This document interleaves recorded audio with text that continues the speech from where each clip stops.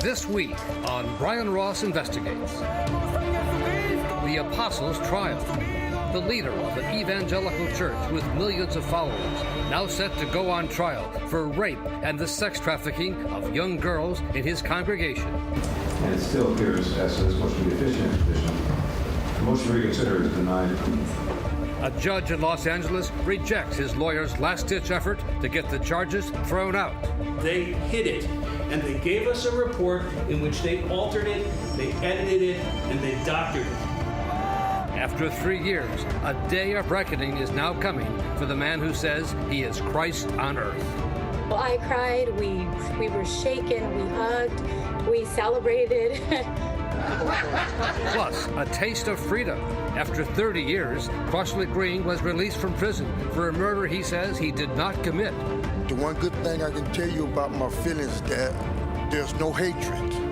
Something happens and, they say a black guy did it and the black guy gets convicted.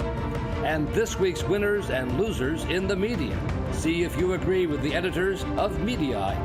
Mr. President, you've said many times that this election was rigged, that there was much fraud. From the studios of the Law and Crime Trial Network in New York City's Herald Square, this is Brian Ross Investigates.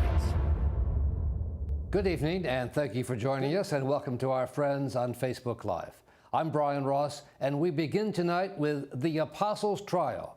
A trial date has now been set for the leader of an evangelical church accused of 23 counts of rape and sex trafficking involving underage girls in his own congregation. Naasón Joaquín Garcia says he has more than 5 million followers and claims to be Christ on earth. The church has stood by its leader even as the graphic details of his alleged sex crimes have played out in court.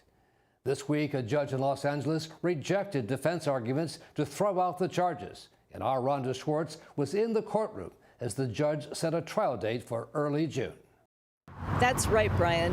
A hearing in a Los Angeles courtroom this week has finally brought to an end nearly 3 years of legal wrangling and delays. The man who's known to millions of followers as the Apostle, Naasón Joaquín Garcia, is set to face trial in June. He faces more than 20 counts of child sex abuse involving young members of his own church. Despite claims by the defense team that prosecutors have falsified evidence against their client, an LA County judge has ruled the criminal trial will go forward. The prosecution cannot play hide and go seek.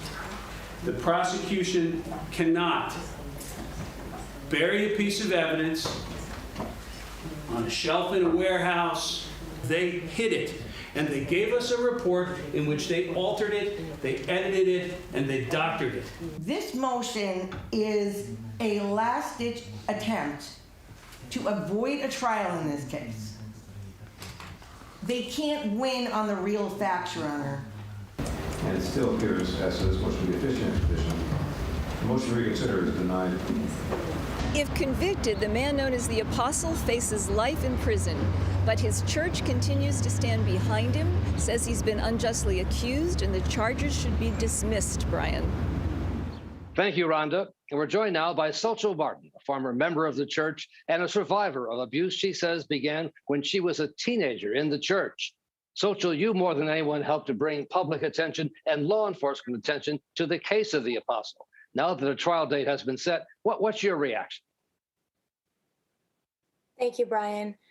Well, first and foremost, my friends and I and thousands of ex-LDM members were ecstatic. Me and my friends, we didn't know whether to cry. Well, I cried. We were shaken. We hugged. We celebrated. Finally, after almost 3 years, we're going to have our day in court. The defense tried to argue that you and others exaggerated the innocence of the young women who are alleged to be the victims of the Apostle, and that you were doing this all to make money. Now, the judge rejected those arguments, but what do you say about the defense argument? I think it's repulsive of what they are saying of these young women. They were violated. They were used as objects for his sexual pleasure, and the evidence is there, and the truth will come out. And the fact that they say that we manipulated and this is all for money, none of the interviews that I have ever given have been for a penny. I have never asked for a penny. My husband works, he repairs rims, he had his job in politics, and we left all of that to raise awareness on this issue. And the defense is as they're doing their job and they're defending a criminal. So that's all I have to say about that. For you to speak out and to come forward, you've paid a heavy price for that with your own family and with your friends. Has the church tried to come after you in other ways? Many times they've followed us. 24-hour watch when we were in our house in Ensenada. Our friends we happen to know, as well as the families of the Jane Does. We have all, in one way or another, they have used their tactics. Even in the court, they have their bodyguards outside. They have done above and beyond to show that they are exactly what we have mentioned in the Civil RICO case. They are an institution of organized crime. The church continues to support the apostle, and they say he should be released immediately. As best you know, has the church conducted any independent investigation of the allegations against him? It breaks my heart, Brian. Yesterday, we couldn't believe that they had the members on a 24-hour prayer, and they were in the province in Guadalajara, Jalisco. They were buying ornaments, and they were up all night and in prayer 24 hours. And organizing this takes thousands and thousands of dollars in just waiting, because they promised them, Brian, that Naasón was going to be released yesterday and that he would be in Guadalajara, Jalisco. And they had the red carpet. They had everything waiting for him to arrive and for them to honor him and shower him with gifts. It's sad. He will be behind bars until the trial, which is now set to begin in June. What will happen to the church if he's convicted, facing a possible life sentence? They already have their next apostle in line. It's Naasón Joaquín. We all know that. And it's just going to be the same pattern of behavior, and that's the problem. All right, Xochitl, well, will you be at the trial yourself? Are you going to attend? I will be attending with our friends who have been in this movement and others. We will be there to support, and only there to support the Jane and John Does. Xochitl Martin, thank you so much for being with us tonight. Thank you, Brian.